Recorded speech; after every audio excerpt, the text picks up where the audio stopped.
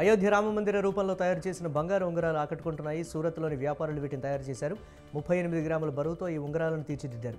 వీటిని ఈ నెల 22వ తేదీన చెన్నై, ముంబైలలో ఆవిష్కరించనున్నారు.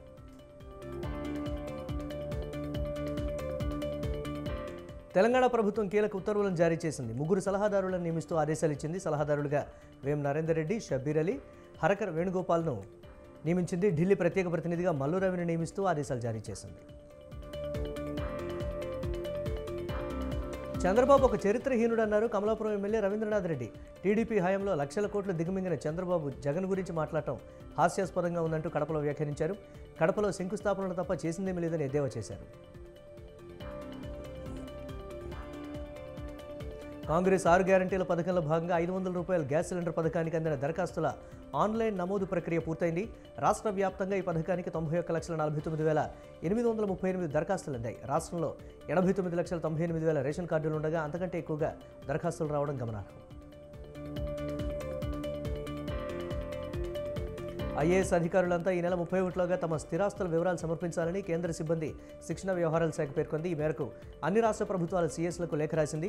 2023 సంవత్సరానికి సంబంధించిన ఆస్తుల వివరాలను నిర్దేశిత నమూనాలో ఆన్లైన్లో వీరంతా అప్లోడ్ చేయాల్సి ఉంది. తదుపరి దశ వేతన స్థాయికి వెళ్లడానికి ఈ ఆస్తుల వివరాలు సమర్పించడం తప్పనిసరిగా పేర్కొంది.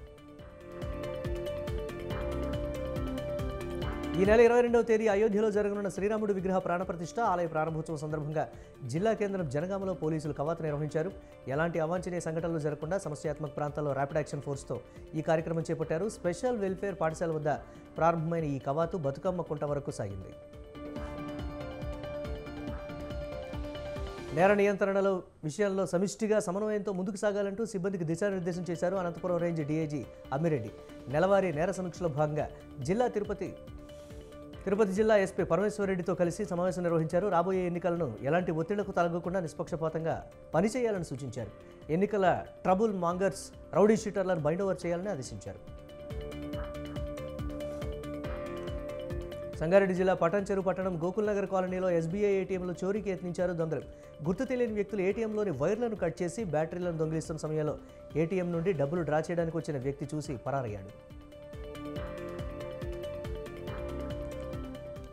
చిత్తూరు జిల్లా కుప్పం పట్టణంలోని 16వ వార్డు టీబీ రోడ్డులో ఫాగింగ్ యంత్రం దగ్ధమైంది. యంత్రం నుండి ఒక్కసారిగా మంటలు వ్యాపించడంతో సిబ్బంది పరుగులు తీశారు. నిమిషాల వ్యవధిలో ఫాగింగ్ మిషన్ పూర్తిగా మంటల్లో కాలిపోయింది. ఇటీవలే మున్సిపాలిటీ నూతనంగా ఫాగింగ్ ఆటోను కొనుగోలు చేసింది.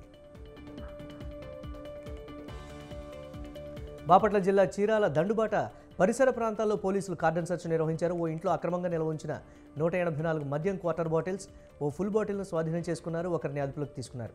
సరైన పత్రాలు లేని 10 బైకులను చీరాల 1 టౌన్ పోలీస్ స్టేషన్కు తరలించారు.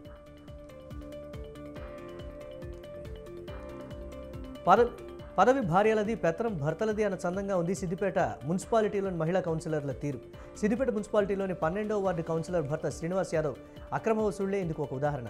అడిగిన సొమ్ములు ఇవ్వనందుకు ఇల్లు ప్రహరీని అధికారులపై ఒత్తిడి తెచ్చి కూలగొట్టించారని స్వామి అనే బాధితుడు ఆరోపించాడు.